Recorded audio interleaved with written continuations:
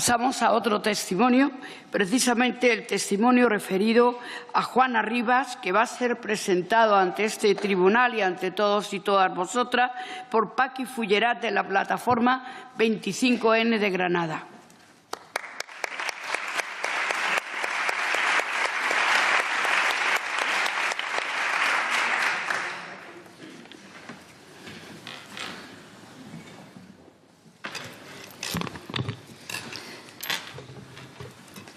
Buenas tardes. Soy Juana Rivas. Nací en Benalúa de las Villas, un pueblo de la comarca de los Montes Orientales de Granada, aunque la mayor parte de mi vida la he pasado entre la capital de Granada y el municipio de Maracena, y un corto espacio de tiempo que pasé en Italia. Acudo hoy ante este Tribunal de Mujeres a contar mi caso, el caso de mi vida y la de mi hijo. Y vengo en la seguridad de que aquí se me va a escuchar con atención, y teniendo muy claro que no es mi caso solo, sino que es el de una cantidad enorme de mujeres que han recorrido el mismo circuito que yo y que a continuación les voy a exponer. Mi historia de violencia empieza en Londres, donde conocí al que sería padre de mi hijo. Él es italiano. Nos fuimos a vivir a Granada, donde monté una pequeña empresa que, por desgracia, no fue bien. La primera vez que pisé un juzgado fue en el 2009. Padecía violencia psicológica, pero yo entonces no era consciente de lo que me pasaba. Sufrí varias agresiones físicas. Sí, repito que fueron varias, porque yo esperaba que aquello fuera algo temporal. Yo pensé que aguantando, aquello se iba a acabar, hasta que no pude esconder las señales de la última paliza en mi cara, los moretones. Fui al médico y fíjense, fue el mismo médico el que me recomendó y me animó a que pusiera la denuncia, el que llamó a la Policía Nacional, que me acompañó al Centro de la Mujer, y esta situación le costó a mi maltratador 3 meses de cárcel y 1 año y 3 meses de prohibición de tenencia de armas y 1 año y 3 meses una orden de alejamiento de mi persona. Yo estaba preocupada por la seguridad de mi hijo y volví al mismo juzgado y presenté una demanda reclamando su custodia. Me la dieron, la guardia y custodia y un régimen de visitas y estancias para el padre. La verdad es que pensé que todo iba a ir bien y por eso no esperé que al final de las vacaciones del verano del 2012 no me devolviera a mi hijo. Y otra vez me viene el juzgado, esta vez denunciando al padre por usurpación internacional ante la Policía Nacional Española. Y al final, después de todos los trámites, tuve que ir a Italia a por mi hijo. Mi hijo perdió días de clase y eso no le importó a nadie, empezando por su padre. Yo entonces no sabía que existía un convenio, el Convenio de La Haya de 1980. La vida siguió. A los 4 años volví con él. Ya sé que no debía hacerlo, pero como tantas otras mujeres maltratadas, me creí que su arrepentimiento era sincero y volví. La promesa incluía un puesto de trabajo y habitación en una casa rural de Carloforte. Y sí, era mentira, lo descubrí. No tardé mucho en descubrirlo, descubrí que había caído en una trampa. Pero el problema entonces era más grave y mi situación más compleja, porque estaba embarazada de nuevo. Me encontré encerrada en una casa a 8 kilómetros del pueblo y volvieron las palizas, los insultos, el maltrato, hasta llegar al extremo de vigilarme en el salón para evitarme e impedirme que me conectara a Internet, porque lo único que podía era apuntarme a un curso online de desarrollo personal. Mi hijo mayor empezó a tener comportamientos como él. Ahora me han dicho que eso es normal, porque por momentos imitaba a su padre y se volvió un maltratador.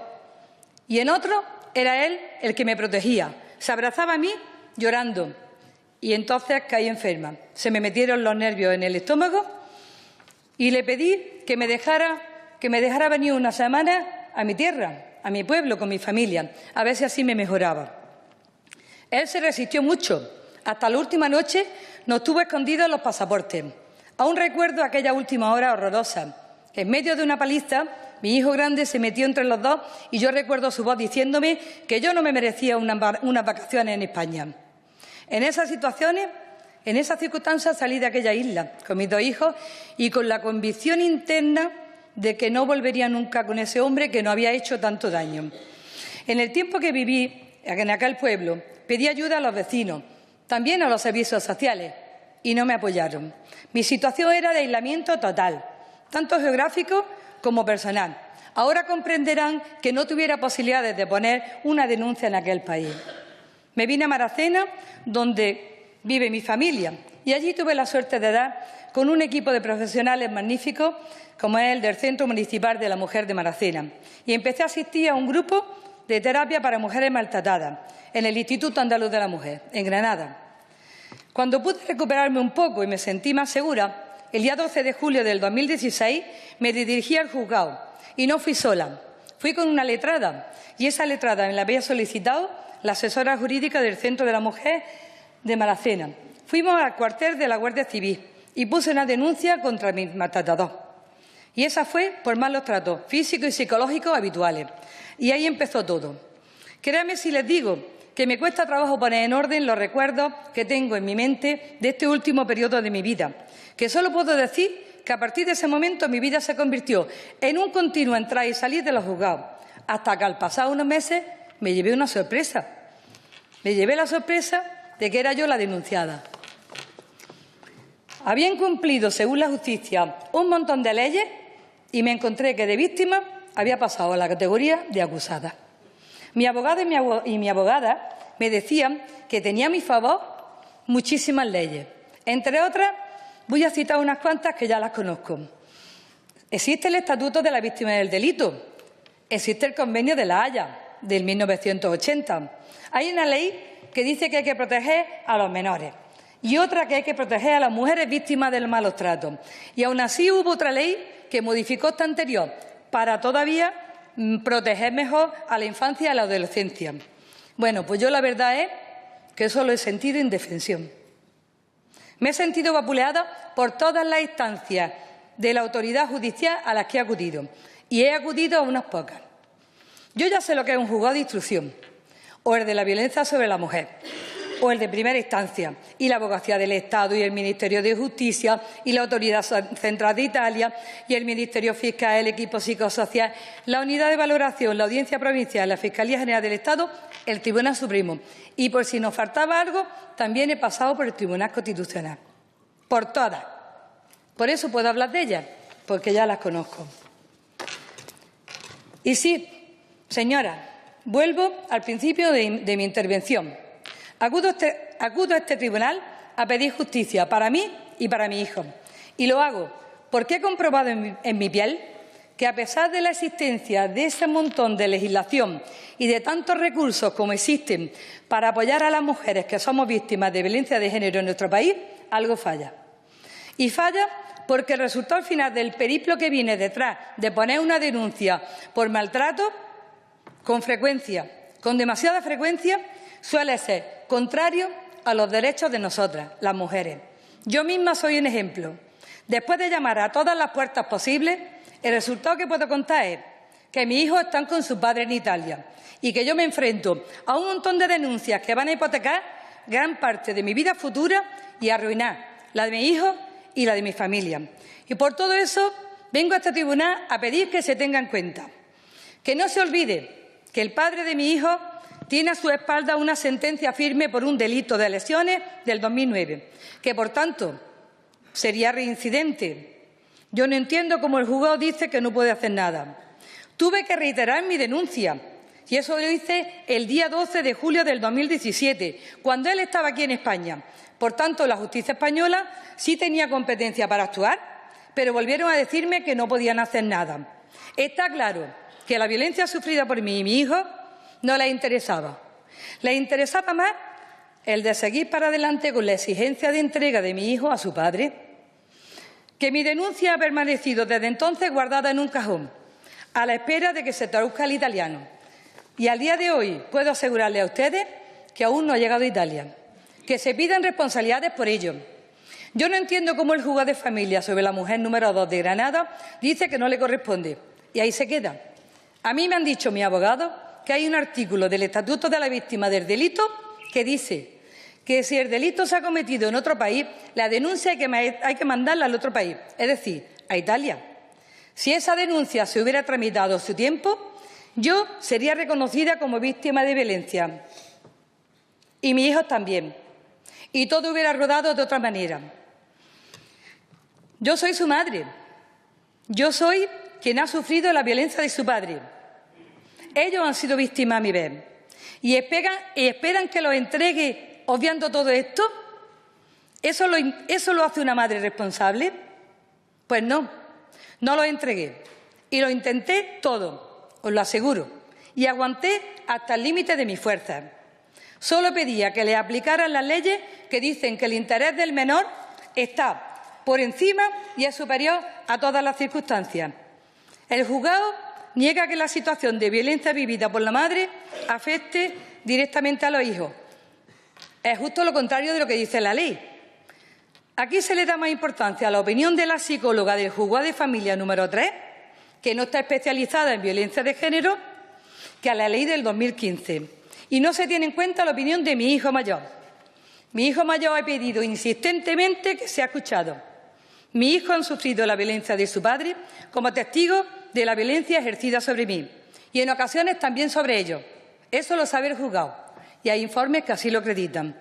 ¿Cómo les explico yo a mi hijo que existen leyes que le reconocen la defensa de sus intereses como menores, pero que no se cumplen?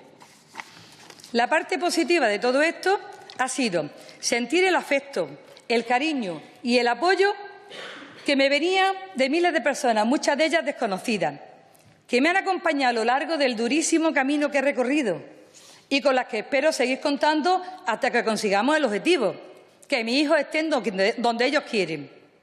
La primera de las concentraciones la que organizaron en un parquecillo que hay enfrente del Centro Municipal de la Información de la Mujer de Maracena. Recuerdo que había una pancarta y me he enterado al verla en la foto que ponía «Tu silencio te hace cómplice» y que pertenecía a la Plataforma 25 de Noviembre contra la Violencia de Género de Granada. A esas siguieron muchas otras, en la plaza del Ayuntamiento de Maracena, en la Puerta de los Juzgados de la Caleta y en muchas ciudades españolas, movidas a través de la Plataforma 7N. Muy importante también, hubo una manifestación el 9 de septiembre. Mi caso empezó a despertar el interés de las cadenas de televisión y también empecé a salir en la prensa y yo decía, no debo de estar tan loca ni tan equivocada cuando tanta gente me apoya. No voy a mentir, también sé que hay gente que no me apoya. Y buena prueba de ello la tengo de cuando se presentó una asociación de padres que hay en Granada que están de acuerdo con la custodia compartida impuesta, intentando agredir a un grupo de mujeres feministas en Granada. Tuvo que acudir hasta la Policía Nacional a defenderlas. Capítulo aparte se merece, que yo las tengo que mencionar, y aquí, a la asesora jurídica Paqui Granado y a la psicóloga Maite Sanz. Las dos son trabajadoras del Centro Municipal de la Mujer del Ayuntamiento de Maracena. Siento mucho que por defender mi causa hayan visto alterada su vida y también la de su familia. Y me preocupa, además, que lo que le ha caído encima a ella tenga consecuencias en el ánimo de tantas y magníficas profesionales como hay en Andalucía. Solo me queda volver a mis palabras del comienzo. Lamentablemente, mi caso no es único. Hay muchas mujeres en una situación similar a la mía y muchas niñas y muchos niños que viven lo mismo que están viviendo mis hijos, que son testigos y víctimas de esta situación de violencia. Por eso deseo que todo esto no caiga en saco roto, que se apliquen de verdad las leyes nacionales y también las internacionales, esas que protegen a las mujeres que somos víctimas de violencia, a nuestras hijas y a nuestros hijos, para que después de todo lo que han vivido junto al maltratador, el sufrimiento termine y puedan vivir en paz con su vida, que vuelvan a vivir en libertad y que tengan tranquilidad y que vivan una vida normal, con los mismos problemas y dificultades que cualquier otra familia. Muchas gracias.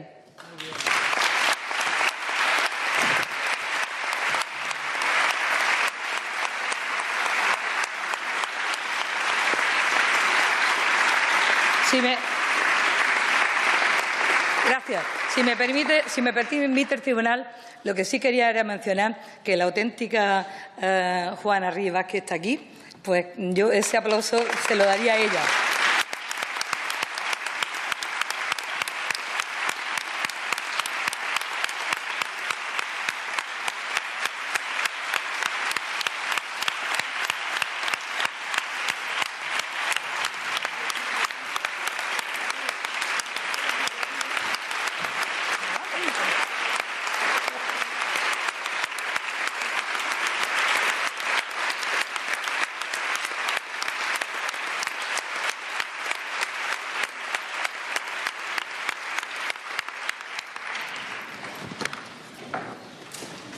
La realidad, yo creo que se impone, y otro de los testimonios que vamos a recibir dentro de este bloque es precisamente la de feminicidio por negligencia judicial, que va a hacer la intervención y el testimonio Luz Marina Rodríguez, de Todas Somos Guazi.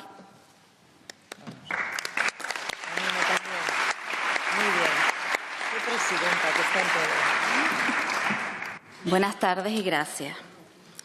Cada uno de los asesinatos machistas pone de manifiesto la necesidad de reflexionar sobre las medidas destinadas a erradicar este tipo de violencia, ya sean policiales, judiciales, políticas o de los propios servicios especializados en violencia de género, condenando a todas aquellas actuaciones que, de alguna manera, por acción o omisión, han contribuido a que una mujer haya perdido la vida, un hijo haya quedado huérfano de madre a manos de un padre asesino, una madre y un padre pierdan a su hija, unos hermanos y hermanas lloren a su hermana.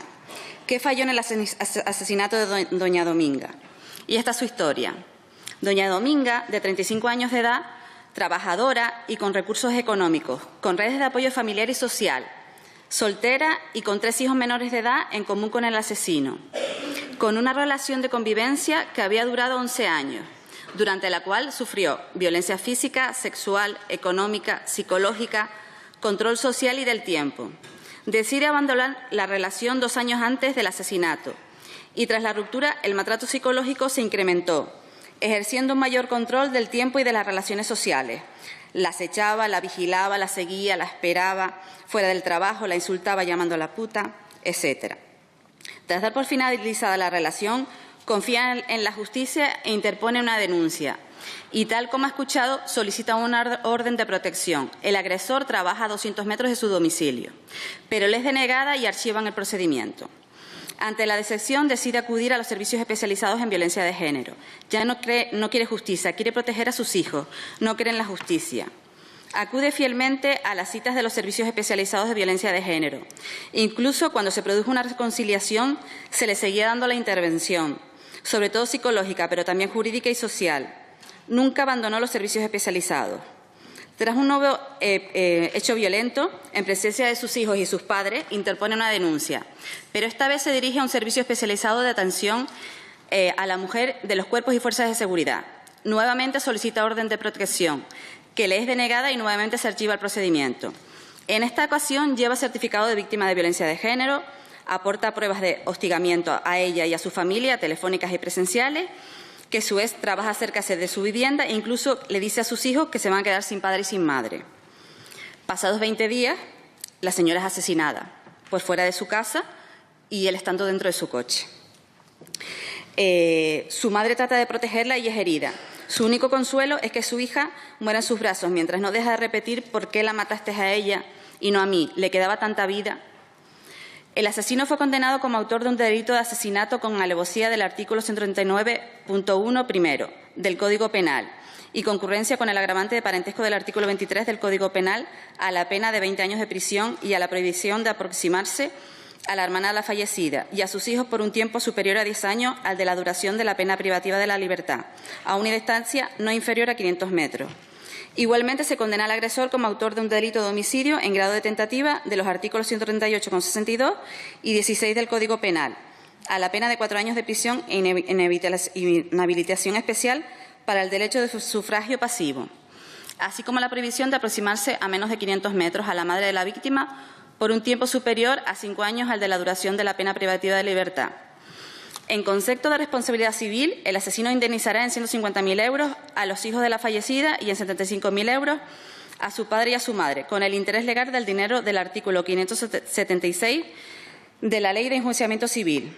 Se lo condena a la pérdida de la patria potestad y se le impone la medida de seguridad de libertad vigilada durante 10 años.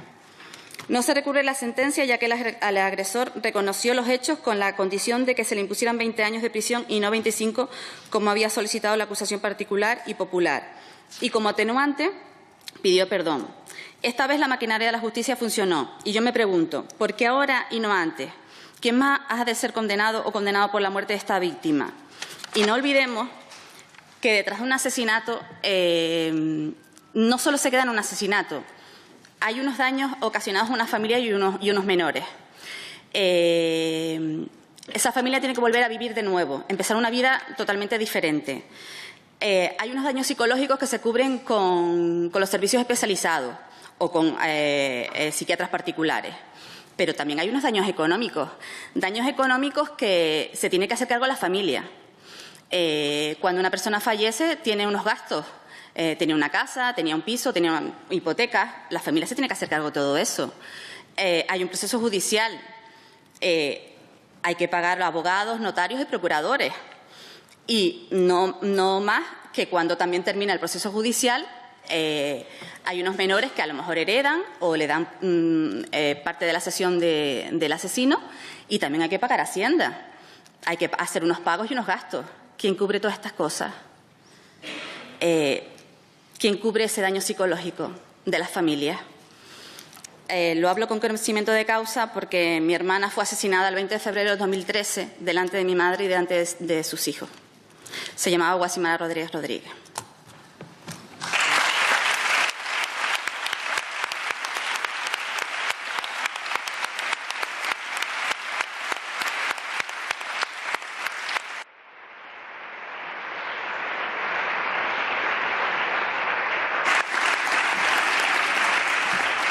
La verdad que estas son las reclamaciones que estamos viendo. Espero que haya algunas respuestas. Dominga era una persona más de Canarias y que hoy está aquí representada por su hermana, porque ella fue víctima de una negligencia, fue de un asesinato, pero que se podría haber evitado. Y otro testimonio dentro de este bloque es precisamente los que van a dar una organización que se llama Custodia en Positivo. ¿No? Me dicen que no, porque pasamos ya, y lo va a hacer precisamente el alegato final ante estos testimonios que hemos tenido y que va a resumirlo Consuelo Abril. Con la venia de la sala. Mi alegato va a ser muy breve, tengo solamente 5 minutos. Y en estos 3 casos que hemos visto, evidentemente hay una violencia institucional. Yo los califico de violencia institucional en los 3 casos. El Estado es responsable de estos 3 casos. Y me voy a quedar un poco más y tratar el tema de Juana, precisamente porque es el tema que está vivo y en el que podemos hacer. Desgraciadamente, en los otros 2 casos ya no están con nosotras estas mujeres. El caso de Juana, a mi criterio, es un caso paradigmático de una revictimización de una víctima. A esta mujer se le está produciendo un daño añadido a lo que ya es el que sea una mujer maltratada. Juana, no podemos negar que es una mujer maltratada. Tiene una sentencia de malos tratos y su hijo ha presenciado los malos tratos, con los cuales también es víctima de malos tratos de forma directa. A lo largo de este verano hemos tenido y hemos visto el caso de Juana, casi diría yo que a tiempo real, cómo la justicia la acorralaba con todo y descargaba toda la furia legal para que cumpliera las resoluciones judiciales. ¿Acaso estaban pensando en sus hijos? ¿Estaban pensando en el interés superior de los hijos? ¿O se estaba pensando en que por encima de todo había que cumplir de una forma estricta y rigurosa las resoluciones judiciales? Incluso, ¿recordáis cómo la Fiscalía solicitó prisión sin fianza, privación de patria potestad, orden de búsqueda y captura y un sinfín de medidas como si un delincuente peligroso se tratara? ¿Cuál era el delito que ha tenido Juana? El delito es querer proteger a sus hijos. Querer proteger a sus hijos lo que la justicia no ha hecho. Y por otra parte, todos, y por eso hay muchas partes y muchas tendencias de decir si ha hecho bien, si ha hecho mal, pero como todo argumento se utilizaba el Estado de Derecho. ¿Recordáis que decían, es que no se puede incumplir, no se puede ir en contra del Estado de Derecho? Y yo me pregunto, es que el Estado de Derecho tiene muchas normativas, tiene tiene muchísimas leyes y en este caso yo os digo, como abogada además precisamente que soy especialista en esta materia, que se han incumplido las leyes que os voy a decir a continuación y que todas forman parte del Estado de Derecho. La Ley Integral contra la Violencia de Género, que prohíbe otorgar y guardar custodias a padres sentenciados por violencia de género. El propio Convenio de La Haya, al cual se le ha hecho tanta mención, en el sentido que el artículo 13 dice que realmente para dar cumplimiento a este convenio es necesario valorar si ese convenio y si ese cumplimiento es beneficioso para los niños. Pensamos que dos niños, un niño de 3 años, que no ha conocido a su padre porque el padre no ha querido visitarle, ¿es bueno que esté con él? ¿Alguien puede pensar que eso es bueno? ¿El Estado, la justicia, puede pensar que eso es bueno para ese niño? ¿O el niño de 11 años que ha presenciado los malos tratos y que quiere vivir con su madre en España? ¿Es bueno que se vaya a Italia? ¿Es bueno que se desprenda y que no le dejen tener contacto con su madre? El Convenio de Naciones Unidas, la Convención de Naciones Unidas sobre eliminación de todas formas de violencia, que el propio comité dictó ese dictamen de Ángela en el que se decía que por encima de todo hay que tener hay que tratar todos estos temas con perspectiva de género y hay que evaluar en aquellos casos fundamentalmente en los que exista violencia. En el caso de Juana, no lo dice ella, lo dice una sentencia, y una sentencia importante, que ni siquiera ella instó, se instó de oficio y se terminó con una sentencia de malos tratos. ¿En qué queda nuestra ley contra la violencia de género? Que el espíritu de la ley era que cualquier mujer maltratada, que se encontrara en cualquier momento, lo único que tenía que dar es un botón y automáticamente todas las instituciones se pondrían a su favor. ¿En qué queda esa ley? Esa ley que tanto alardeamos en todos los países diciendo que es una ley extraordinaria. Si esa ley no la cumplen y si esa ley no la aplican jueces y operadores jurídicos que tengan esa perspectiva de género, evidentemente no va a servir para nada. Pero también está la Ley de Protección al Menor. ¿Quién puede pensar que realmente con estas resoluciones judiciales se están defendiendo a los menores? ¿Por qué el ordenamiento jurídico y todas estas leyes que digo que se están incumpliendo, que se han incumplido concretamente en el caso de Juana, por qué van a tener más rango que las que se han aplicado? Tienen exactamente el mismo rango. Son leyes y tratados internacionales de obligado cumplimiento. Entiendo que, efectivamente, el Estado, en este caso, por inacción y a través de sus instituciones, está produciendo un daño importantísimo a Juana. Le están haciendo un daño y un sufrimiento añadido, pero fundamentalmente lo que es imperdonable es el daño que se le está produciendo a sus hijos. Ese daño es un daño que se le está produciendo a sus hijos que tendrá consecuencias. Y las consecuencias, la responsabilidad, las tiene que tener el Estado. Muy brevemente, mantengo lo dicho anteriormente. Creo que el tema de guardia y custodia compartida, y pido al Tribunal y pido que condene y que esté en contra de la imposición de la guardia y custodia compartida, por lo que representa de violencia psicológica para las mujeres y por lo que representa de perjuicio fundamentalmente para los hijos. Y en cuanto al carácter sancionador, porque este sería con carácter preventivo, por llamarlo de alguna manera, el carácter sancionador, entiendo que el Estado es responsable de estos 3 casos que son casos de violencia institucional. Y la violencia institucional, si bien no está contemplada en nuestra legislación española, sí está contemplada en el Convenio de Estambul, que España lo ha ratificado y tiene obligación de cumplirlo. Considero que el Estado es el responsable por no haber actuado con la diligencia debida, por inacción o por incumplimiento del deber de prevención, por lo que solicito un veredicto del jurado que se considere culpable al Estado. En unos casos por acción y en otros por omisión, de no haber puesto todos los medios necesarios reconocidos en derecho para que estos casos no se hubieran producido, habiéndose dado una vulneración total de derechos humanos en todos los casos y todos estos derechos están reconocidos constitucionalmente. Gracias.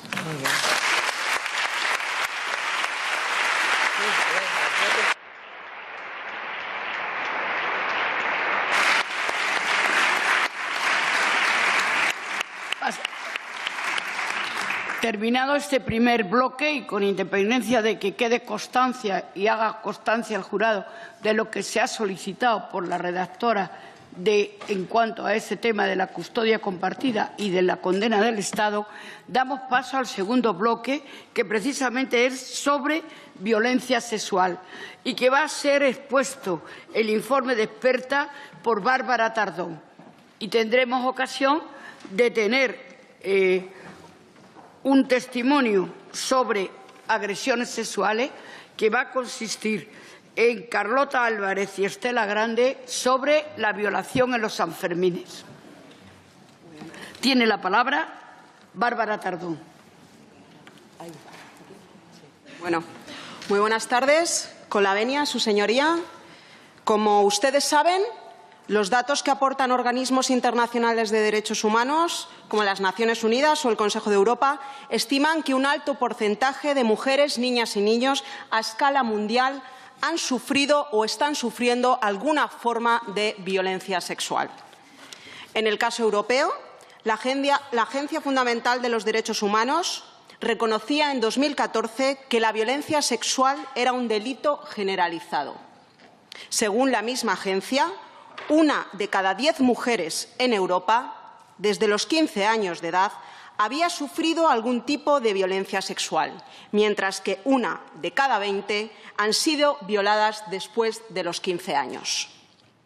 Los mismos estudios apuntan a la incontestable realidad de que la violencia sexual es un crimen de género, significado en que más del 90% de las víctimas son mujeres, mientras que el 97% aproximadamente de los agresores son hombres. El caso español se presenta igual de desolador. A pesar de que el máximo organismo encargado de realizar investigaciones sobre la prevalencia de la violencia sexual en la sociedad española, la Delegación del Gobierno contra la Violencia de Género, a día de hoy aún no ha presentado ningún estudio que nos indique la prevalencia y magnitud de la violencia sexual que sufren las mujeres, las niñas y los niños en este país, la FRA, la Agencia de Europa, señala, sin embargo, que el 50% de las mujeres españolas han experimentado alguna forma de acoso sexual desde los 15 años de edad.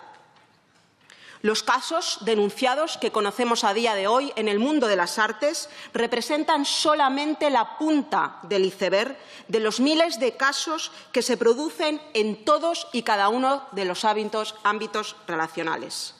Nosotras lo sabemos, señoría, porque nosotras atendemos a las mujeres, porque nosotras trabajamos con las mujeres, porque nosotras también somos esas mujeres.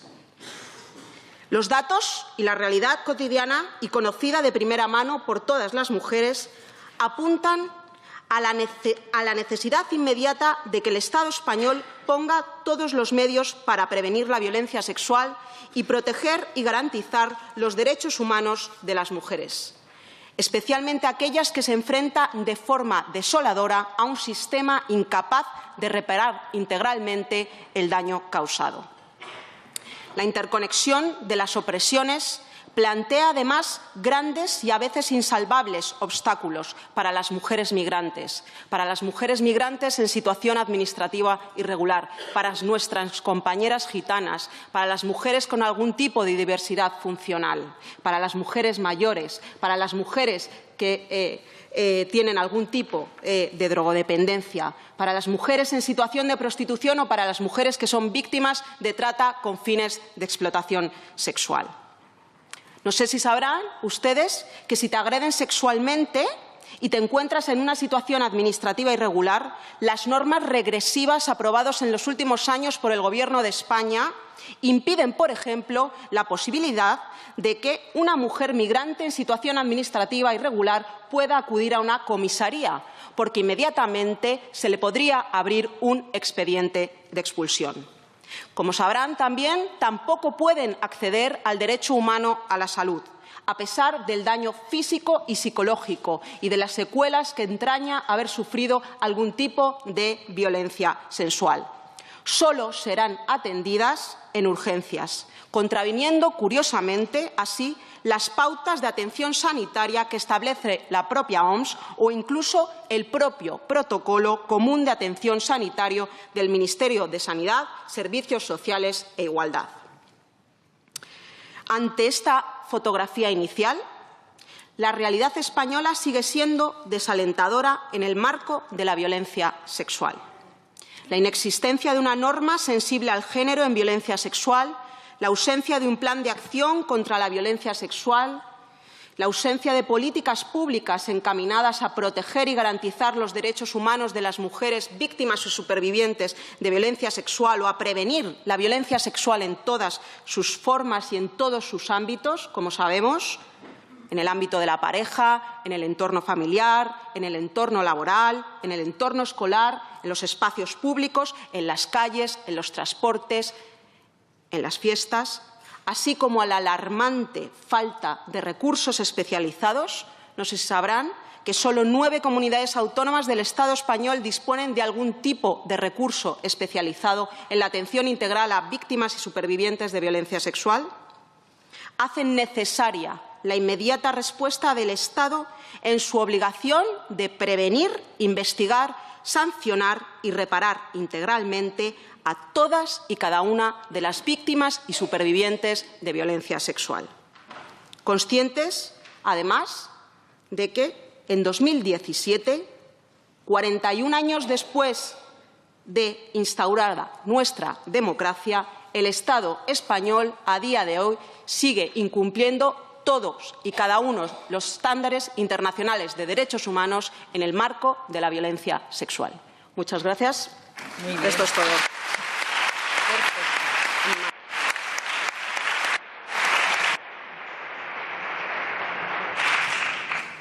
Ahora vamos a pasar al testimonio precisamente sobre la agresión sexual de los Sanfermines de Carlota Álvarez y Estela Grande.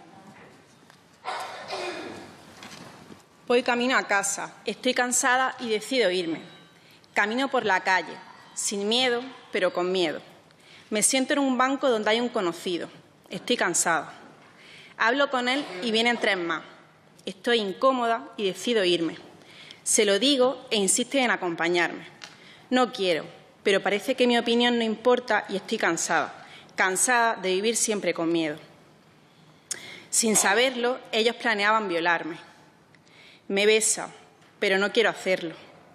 De pronto me cogen por los brazos y me meten en un callejón. Se me hiere el cuerpo, el corazón me palpita fuerte. Quiero gritar, quiero correr, quiero no estar aquí. Está oscuro y tengo miedo, realmente tengo miedo. Por favor, que me dejen aquí, por favor. Me rodean, me quitan la ropa, se quitan la ropa y me ponen a 4 patas. Quiero irme, tengo miedo. Que pase ya, que pase ya. Me ponen sus penas en la boca, no quiero hacerlo. Me penetran. Que pase ya, que pase ya. Eyaculan dentro de mí sin preservativo. Que pase ya, que pase ya. El tiempo no pasa. Me siguen penetrando, por delante, por detrás, por todos lados. Se ríen, me hacen fotos, me graban. Su poder es mi condena. No puedo soportarlo. Que pase ya, que pase ya. Se van. No sé cuánto tiempo ha pasado. Me quitan el móvil, como si eso fuera relevante para mí ahora. Me pongo la ropa. No sé cómo lo hago. Mi cabeza da vuelta, o no. Camino, pero no tengo fuerza, ni ganas. Las lágrimas brotan por mis mejillas sin poder controlarlas. Tengo frío, calor, tiemblo, no me controlo.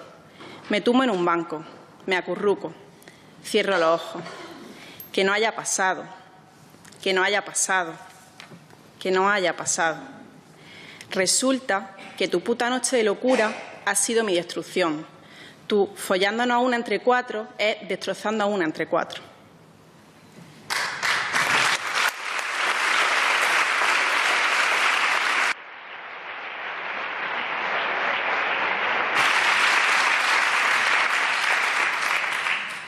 Me levanto, Me muevo sin intentar pensar demasiado. Intento abrir los ojos. ¿Qué le ha pasado a mi cuerpo? Eso no me ha podido pasar a mí. ¿Por qué a mí, si no he hecho nada? Me miro y sigo estando aquí. ¿Realmente me ha pasado esto? ¿Lo cuento? ¿Me creerán? ¿Dónde tengo que ir? ¿A dónde puedo ir?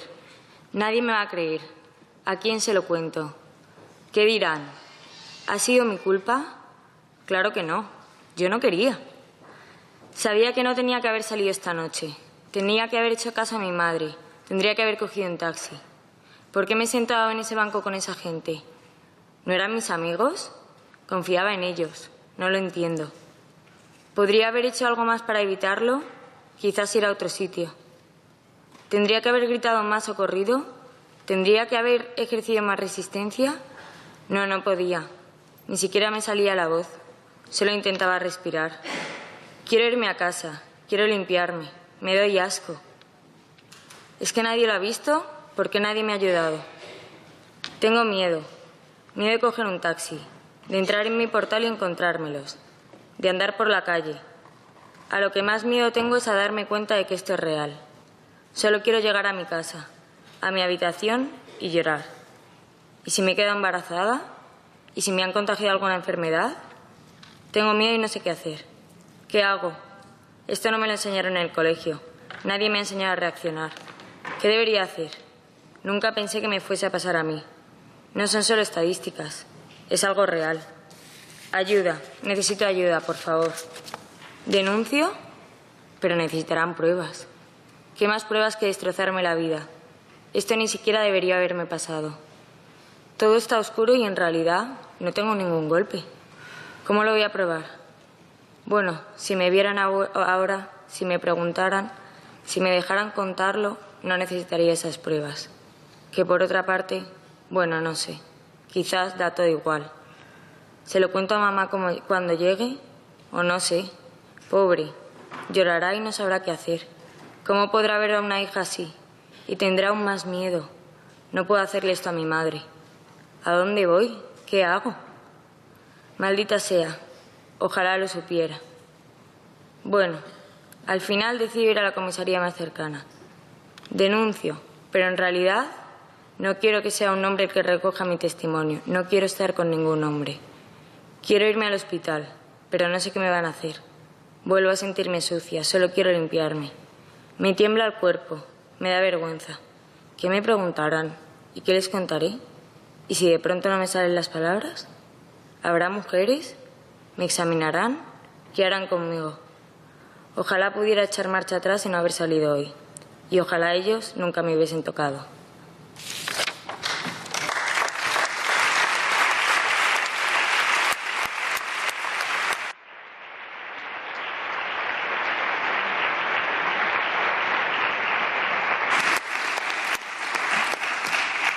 Que las fiestas sean hoy la condena de muchas mujeres es tremendo.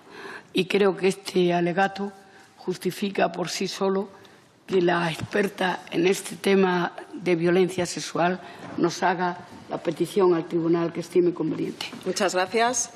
Bueno, pues en virtud de lo expuesto, solicitamos sin paliativos que se condene al Estado español por incumplir su deber de debida diligencia en el marco de la violencia sexual, recordando así que el Estado tiene la obligación, en virtud del derecho internacional de los derechos humanos, de aplicar e implementar los convenios y tratados